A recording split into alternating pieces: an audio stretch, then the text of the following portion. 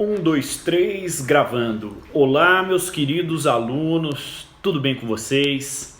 Professor André Augustinho, aulas gravadas aqui voltadas ao conteúdo programático da Universidade de Taubaté, do curso de Direito.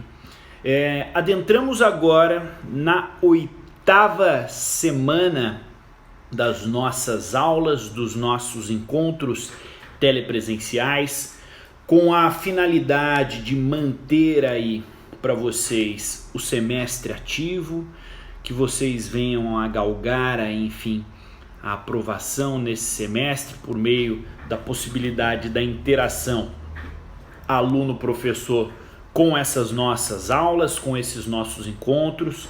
Foi aí uma dinâmica autorizada pelo MEC, enfim, para as instituições de ensino superior, essa troca aí mediante as tecnologias digitais que temos aí a nosso favor. Meus queridos, a pandemia permanece, estamos aí em um momento de conflito na seara política, enfim, onde existem decretos, ordens destinadas pelo Executivo Federal, pelo Presidente da República, pelo chefe do Poder Executivo Federal, onde, verificado essa semana, nessa 8ª semana nossa, que perpassa aí dos dias 10 de maio, domingo, até o dia 16 de maio, sábado, que é a nossa 8ª semana, enfim, para reabertura de academias, de salão de cabeleireiro, de barbearia, e aí os governantes, o governo do estado, enfim, em sua maioria, dizendo aí pela não abertura, e aí nessa não abertura, e aí especificamente do estado de São Paulo, não temos aí o retorno das atividades como academias, enfim, uma vez que houve esse bloqueio por parte do governo estadual. Bom, dentro dessa dinâmica, vocês aí já operadores do direito, seja aí no estágio de vocês, seja aí como acadêmicos de direito, enfim, verificam também uma outra conjectura dessa semana, que é a possibilidade do lockdown, a possibilidade então desse isolamento total, enfim. Adianto a vocês que alguns estados como Pernambuco, como Ceará, Amazonas está aí na iminência de também adentrar ao lockdown. Há indícios de que São Paulo, devido a esse aumento expressivo de casos do Covid-19, também entre em lockdown. Acerca dos prazos processuais, é certo que eu já adiantei na semana passada para vocês. Retornaram os prazos processuais, processos eletrônicos, no dia 4 de maio, na semana passada, na nossa 7ª semana aí de encontros telepresenciais. Mas é certo também que os prazos físicos, de processos físicos, só irão retornar no dia 31 de maio. E aí saiu uma nova resolução, enfim, na seara do judiciário, que para aqueles estados que vierem a declarar o lockdown, inclusive os processos digitais, que já tiveram os prazos retornados em 4 de maio, terão novamente os seus prazos suspensos. E muita atenção, meu querido aluno, meu acadêmico do direito, acerca dessa questão evolutiva processual. Por quê? Se há a suspensão do prazo processual, quando do seu retorno, esse prazo processual que fora suspenso, ele continua quando do retorno, a partir da data que fora paralisado. Ou seja, seu prazo processual para cumprimento de uma determinação judicial, como por exemplo, um recurso ordinário, 8 dias, ou um embargo de declaração, 5 dias, enfim, uma contestação, aí 15 dias, enfim, os prazos processuais. Se o seu prazo já estava em curso, e houve a suspensão por meio dessa paralisação, enfim, caso o Estado venha agora declarar aí o Estado de São Paulo lockdown, os prazos voltam a estar suspensos.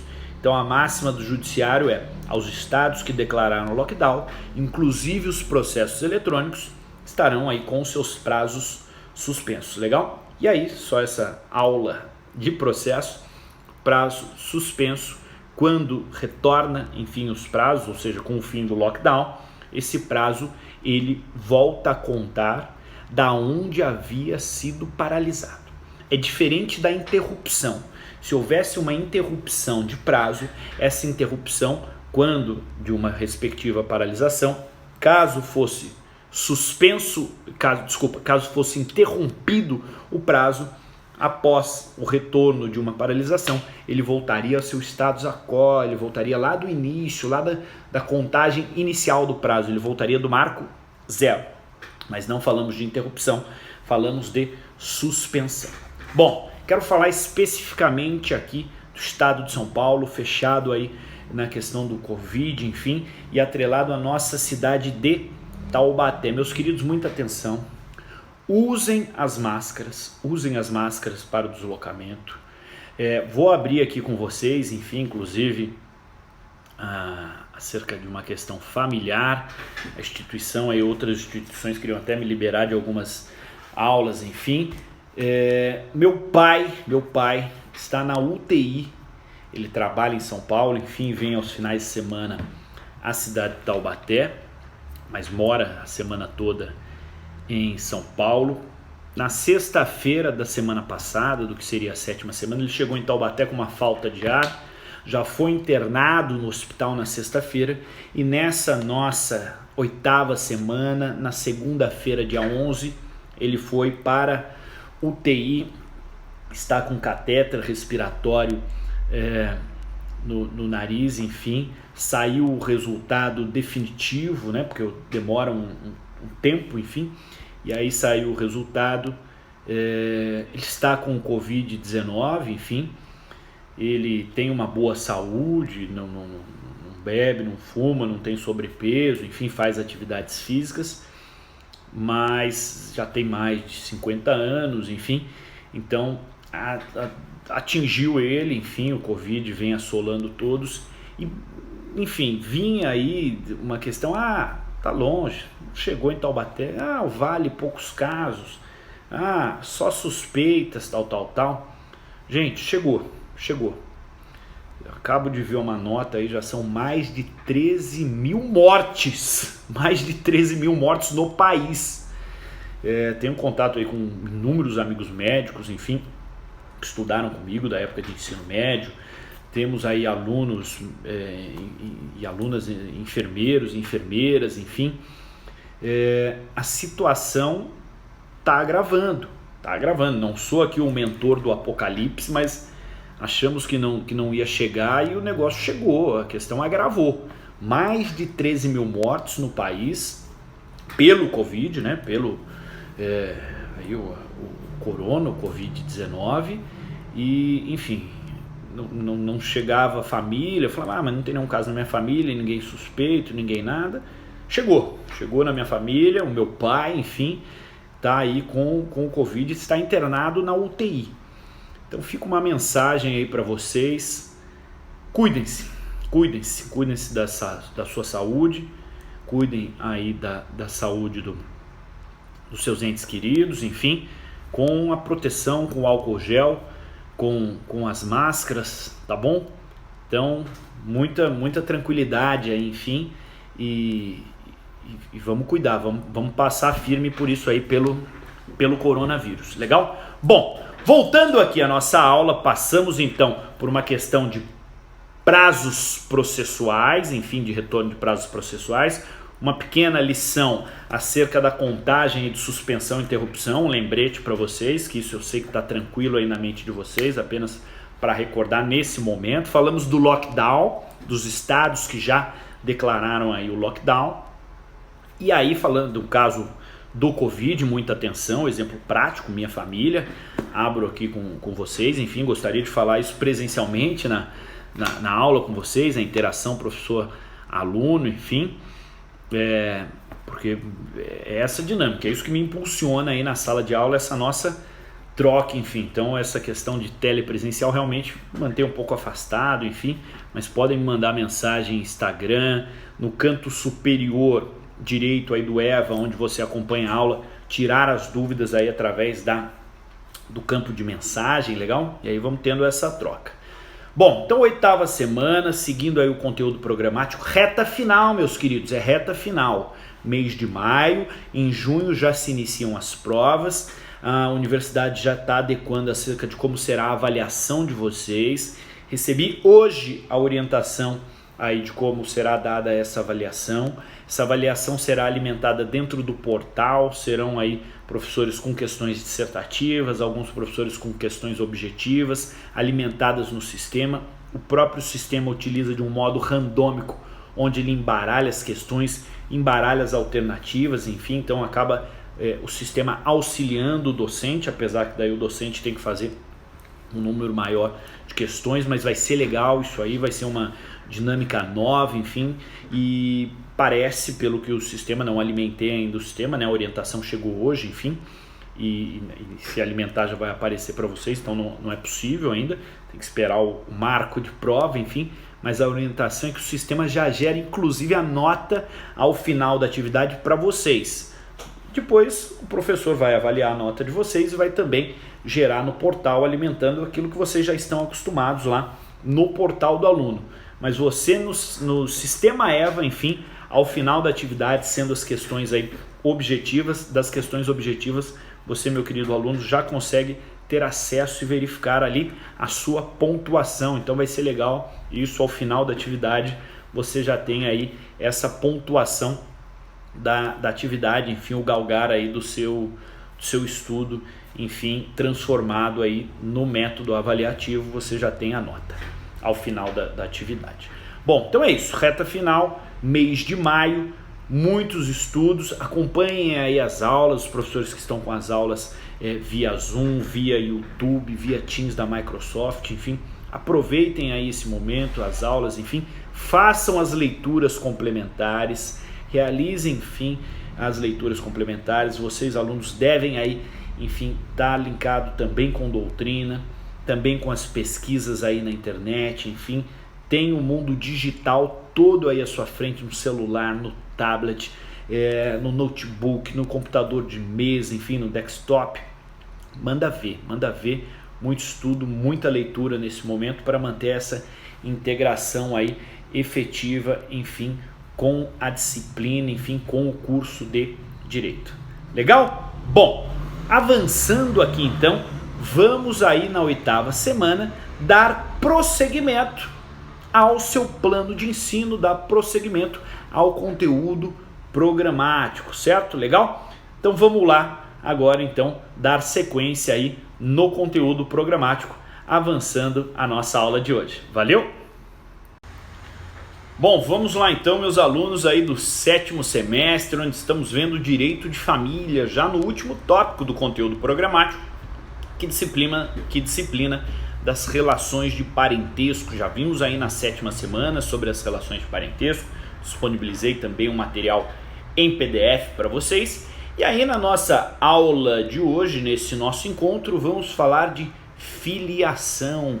E aí, para falar de filiação, eu quero que vocês tenham aí anotado no caderno do artigo 1596 ao artigo 1606. Então, acerca da filiação, vamos do artigo 1596 ao artigo 1606, certo?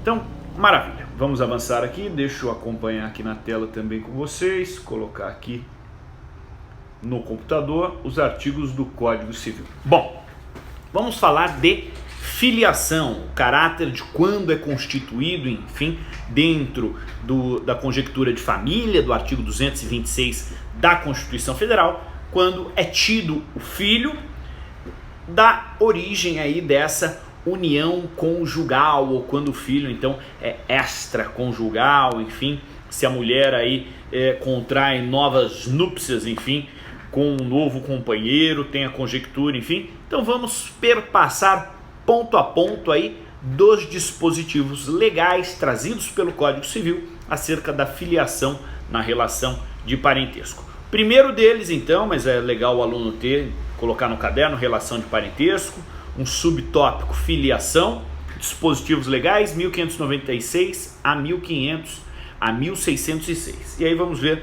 artigo a artigo nesse nosso bate-bola aqui, enfim, da aula de hoje. Legal? O último tópico do conteúdo programático, reta final aí já desse semestre. Bom, da filiação, 1596. Os filhos havidos ou não da relação de casamento ou por adoção terão os mesmos direitos e qualificações, proibidas quaisquer designações discriminatórias relativas à filiação.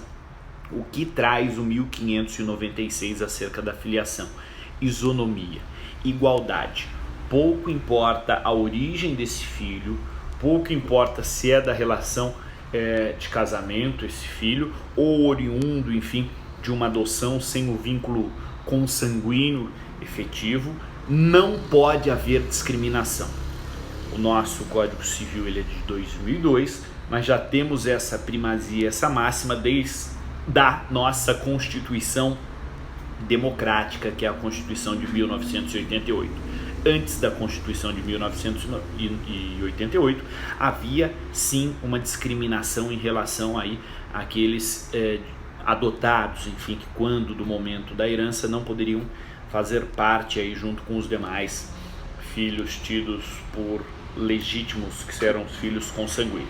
Então, pós-Constituição de 88 e ratificado no 1596 do Código Civil acerca da impossibilidade de haver discriminação entre aí os filhos havidos do casamento, havidos fora do casamento ou aí por adoção. Legal? Avançando, vamos aí ao 1597 acerca da presunção. A gente vai ver aí a questão de presunção de paternidade, que inclusive mais adiante não cabe a mãe dizer não, o filho não é desse pai. A presunção de paternidade tem maior valia do que até uma confissão materna. Enfim, então vamos avançar com isso. Olha o que diz o 1597.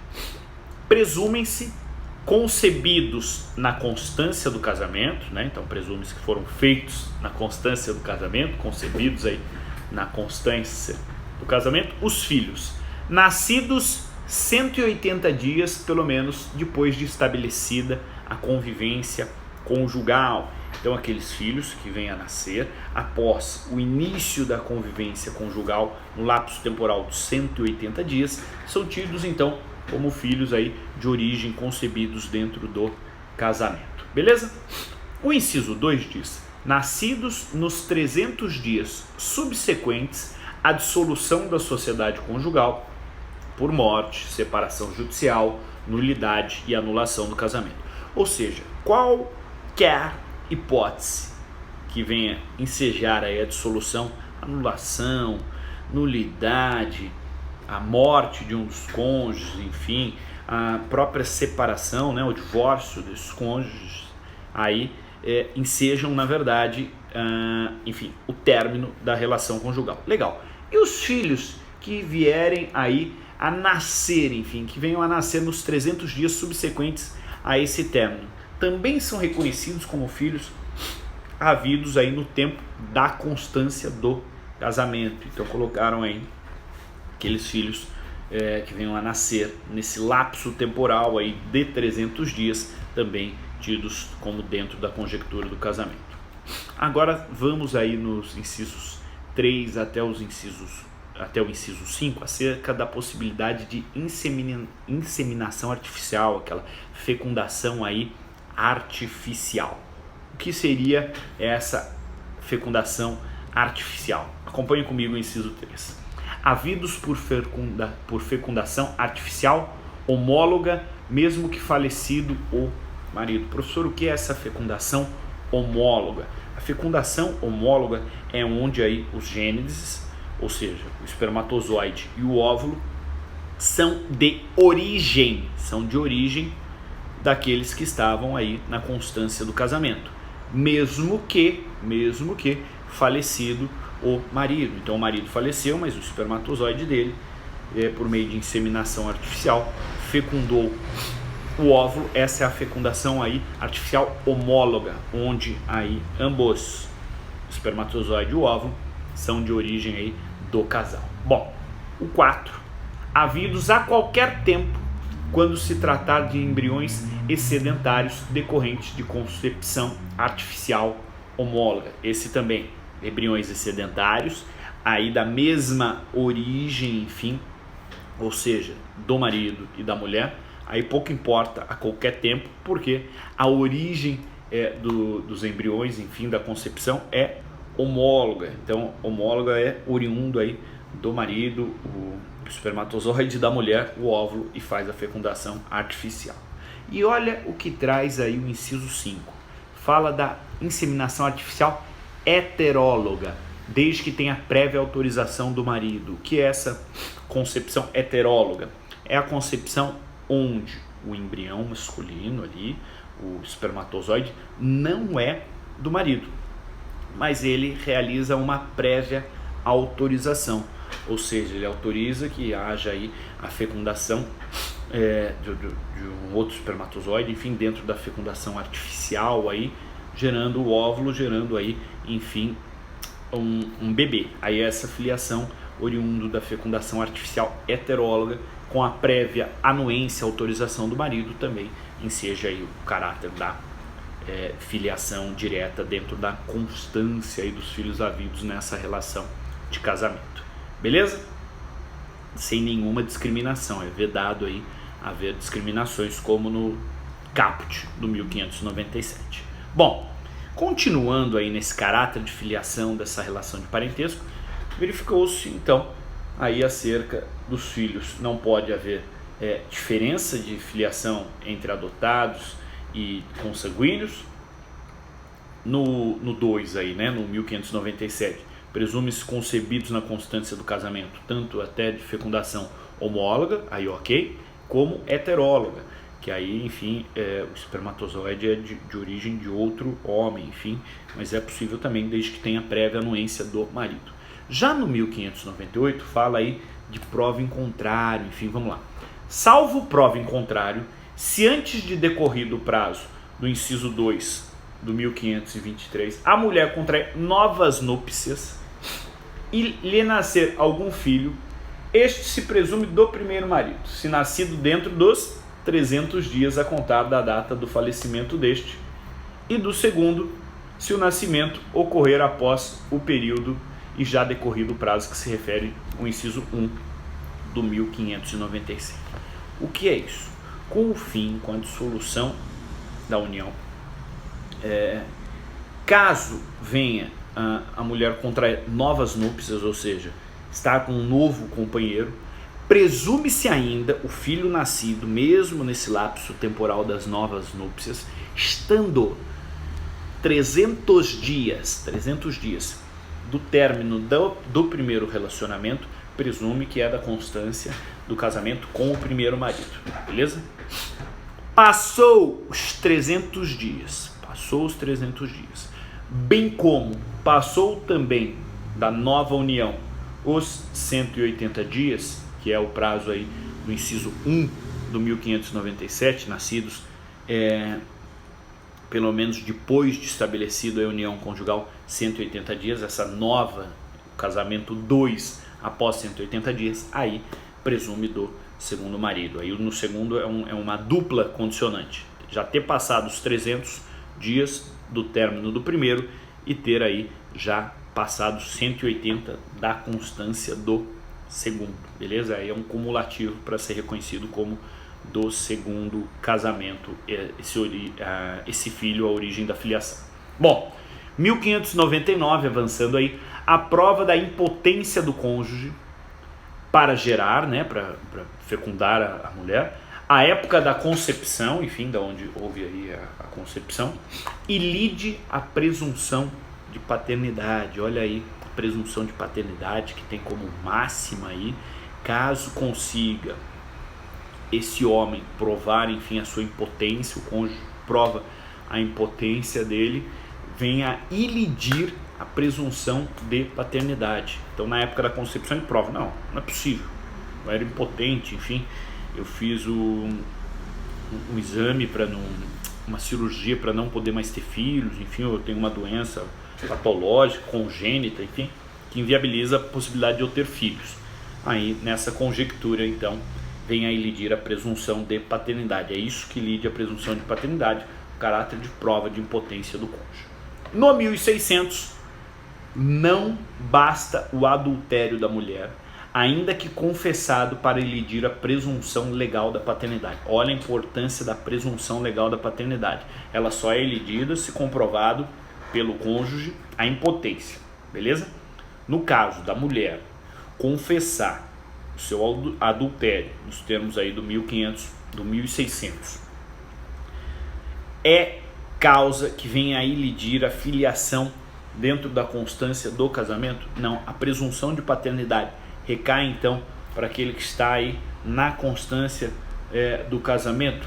Sim, então não é causa de ilidir essa presunção de paternidade, ou seja, para ilidir a presunção de paternidade não basta aí o adultério da mulher, ainda que ela confesse e fale, não, o filho não é seu, eu fui para outro lugar e me relacionei com outra pessoa e o filho não é seu. Não é o suficiente nos termos da lei para aí descaracterizar, enfim, a presunção de paternidade. Legal? Avançando aí, 1601. Cabe ao marido o direito de contestar a paternidade dos filhos nascidos de sua mulher, sendo tal ação imprescritível. Ou seja, entendendo o homem que não é pai daquela criança, pode contestar a paternidade quando? Sempre. É uma ação imprescritível, certo? Nos termos do 1601, sendo tal ação, então, imprescritível aquela ação para contestar a paternidade dos filhos nascidos aí da sua mulher, da sua companheira, da sua esposa. Beleza? O parágrafo único do 1601 diz assim: contestada a filiação, questionado o caráter da filiação, os herdeiros, os filhos deste pai que impugna, ou seja, os herdeiros do impugnante, têm direito de prosseguir na ação. Ou seja, os demais herdeiros desse que iniciou a impugnação têm a possibilidade aí de continuar galgando na ação, é os termos do parágrafo único do 1601. Então, os herdeiros do impugnante têm direito de prosseguir na ação. Inicia-se o caráter originário do marido questionando, mas os herdeiros depois podem dar continuidade aí nesse questionar da paternidade. Beleza? 1602 do Código Civil. Não basta a confissão materna para excluir a paternidade. Dando uma confissão até na questão do adultério lá, não basta a confissão materna para excluir a paternidade. A mulher que deu à luz ao bebê, ela diz o seguinte: não é seu filho, não é seu filho. Isso basta para excluir a paternidade, essa confissão de falar, não, o filho não é seu. Não basta. Por que o legislador colocou isso? Porque existem momentos que a mulher está com raiva, enfim, o homem também, faz parte do ser humano, do seu caráter psicológico, enfim, a questão da raiva, e aí diz, não, o filho nasceu num momento de raiva, de uma briga, enfim, e aí atrapalha toda uma conjectura, porque a cada briga seria descaracterizado a filiação ou não, e aí não pode a lei ser frágil, enfim, face da segurança jurídica, tem que ter aí a primazia da verdade real, não basta aí uma confissão, enfim, para ilidir ou não a paternidade, a presunção de paternidade. Beleza? 1603, a filiação prova-se pela certidão do termo de nascimento registrada no registro civil. Como que eu provo a filiação? Por meio da certidão de nascimento. É a certidão de nascimento, o documento hábil para provar aí a sua filiação. Quem são seus pais? Quem são os pais, o pai e mãe? Quem são os seus avós, tanto do lado paterno quanto do lado materno? É a certidão de nascimento devidamente registrada aí no cartório de registro civil. É ela que dá o início, ela que tem aí então os seus dados, enfim, de conjuntura inicial aí da vida, beleza? Maravilha. O 1604, ninguém pode vindicar é reivindicar, é reclamar, na verdade. Ninguém pode vindicar ou reclamar estado contrário ao que resulta do registro de nascimento, salvo provando-se erro ou falsidade no registro. Então a pessoa pode questionar aí o registro civil, enfim, reivindicar, reclamar o estado contrário ao que consta no registro de nascimento. Via de regra não, a não ser que exista aí uma prova de erro, de falsidade nesse registro. Aí sim, é claro, tem que haver a adequação do registro civil de nascimento. O 1605, na falta ou defeito desse termo de nascimento, o 1605 é muito legal. Ele é interessante, ele dá uma abrangência na prova de filiação, meus queridos. Muita atenção ao 1605. Na falta ou defeito do termo de nascimento, poderá provar-se a filiação por qualquer modo admissível em direito. Qualquer modo admissível em direito. Ou seja, o direito elasteceu. Quando falta ou tem um defeito no termo de nascimento, ele abre qualquer meio de prova para provar e caracterizar a filiação. Olha aqui, ó. Quando houver começo de prova por escrito proveniente dos pais, conjunta ou separadamente. Ou seja, tem ali algum escrito, uma carta deixada pelo pai, uma carta deixada pela propenso pai, pela propensa mãe, enfim, tem lá um indicativo, uma carta de amor, alguma coisa de um para outro, das relações, ou seja, existe indício de prova hábil, ou seja, um começo de prova por escrito proveniente dos pais, ou juntos ou separadamente. E o inciso 2, quando existirem veementes presunções resultantes de fatos já certos. Isso, meus queridos, deixa aberto aí para todos os meios de prova. O que seriam então essas veementes presunções resultantes de fatos já certos? Uma característica física, uma forma de falar, fotos, escritos, mensagens, dizeres, vídeos deixados, a relação, enfim. Ou seja, o direito deixou uma abrangência gigante aqui para então caracterizar essa presunção aí de fatos já certos. Legal? O bom é que temos o exame de DNA, possibilidade de verificar os genes e aí verificar aí se existe efetivamente a filiação, enfim, por meio desse encontro do DNA, porque aqueles que são filhos aí, enfim, consanguíneos, aí o encontro do DNA se encontra aí a relação e é possível aí atestar com efetividade aí a paternidade, beleza? E agora, por fim, o 1606. A ação de prova de filiação compete ao filho, enquanto viver, passando aos herdeiros se ele morrer menor ou incapaz. O 1606 ele tem uma redação ruim. A redação do 1606 ela é muito ruim. Vamos interpretar aqui parte dela comigo. Olha aqui. Um dos filhos ele entende que fulano de tal é um pai para ele, é o pai dele, é o propenso pai. Só que não consta ali, enfim, do registro de nascimento. O registro de nascimento dele está em branco, filiação, paterno, não tem. Aí o que ele faz? Ele quer provar a filiação com o fulano de tal, que é aquele que ele entende que é o propenso pai. A ação de prova de filiação compete a quem? A ele. Ele é o interessado, é uma ação aí personalíssima, certo? Então depende a ele. Mas olha a loucura. A ação de prova de filiação compete ao filho.